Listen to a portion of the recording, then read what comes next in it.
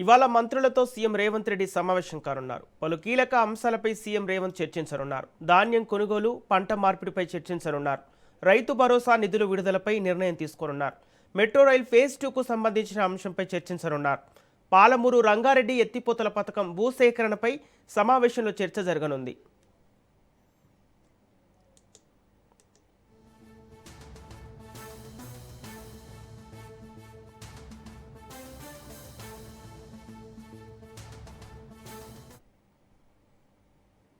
ఇవాళ మంత్రులతో సీఎం రేవంత్ రెడ్డి సమావేశం కానున్నారు. పలు కీలక అంశాలపై సీఎం రేవంత్ చర్చించనున్నారు.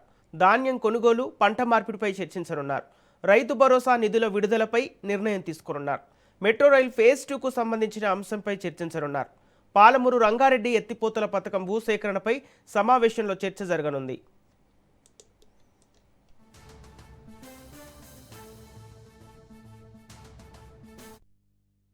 ఇదే అంశానికి సంబంధించి పూర్తి డీటెయిల్స్ మా ప్రతినిధి సునీల్ అందిస్తారు. సునీల్, ఇవాళ సీఎం రేవంత్ రెడ్డి మంత్రులతో సమావేశం అవుతున్నట్టు తెలుస్తుంది. అయితే ఈ సమావేశంలో ఎలాంటి అంశాలు చర్చించే అవకాశం ఉంది?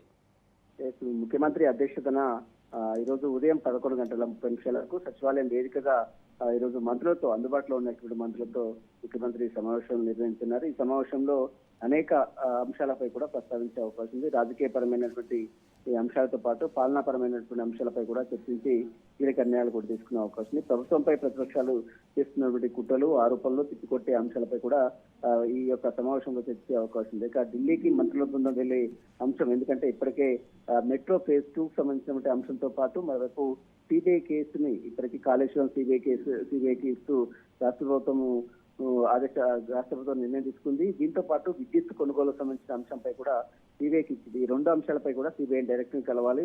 మరోవైపు ఫేజ్ 2కు సంబంధించినటువంటి అంశంపై కూడా కేంద్ర మంత్రి రైల్వే శాఖ కేంద్ర మంత్రితో సమావేశం కావాలంటూ కూడా ఇప్పటికే రాష్ట్ర ప్రభుత్వం నిర్ణయం తీసుకుంది. కాబట్టి ఆ అంశంపై కూడా చర్చించే అవకాశం. ఇంకా ఐఆర్ఎఫ్సి మెట్రో రైల్ ఫేజ్ 2కు సంబంధించినటువంటి ఐఆర్ఎఫ్సి నుంచి మెట్రో నిధులు విడుదలకు సంబంధించిన జాప్యంపై కూడా ఈ రోజు ఈ సమావేశంలో నిర్ణయాలు తీసుకునే అవకాశం ఉంది. ఇక ధాన్యం కొనుగోలు, ఇప్పటికే 75 లక్షల మెట్రిక్ టన్నుల ధాన్యాన్ని రాష్ట్ర ప్రభుత్వం కొనుగోలు చేసినప్పుడు కూడా ఆ ధాన్యానికి సంబంధించినటువంటి విషయంలో కేంద్రం కొనుగోలు చేయాల్సినటువంటి ధాన్యానికి సంబంధించిన అంశంపై కూడా ఈ సమావేశంలో చర్చించే అవకాశం. ఇక రైతు భరోసా 3వ విడత నిధుల విడుదలకు సంబంధించిన అంశంపై కూడా ఇప్పటివరకైతే ఎలాంటి నిర్ణయం తీసుకోలేదు. కాబట్టి ఈ సమావేశంలో రైతు భరోసా నిధులు 3వ విడత నిధులు విడుదలకు సంబంధించిన అంశంపై కూడా నిర్ణయం తీసుకునే అవకాశం ఉంది.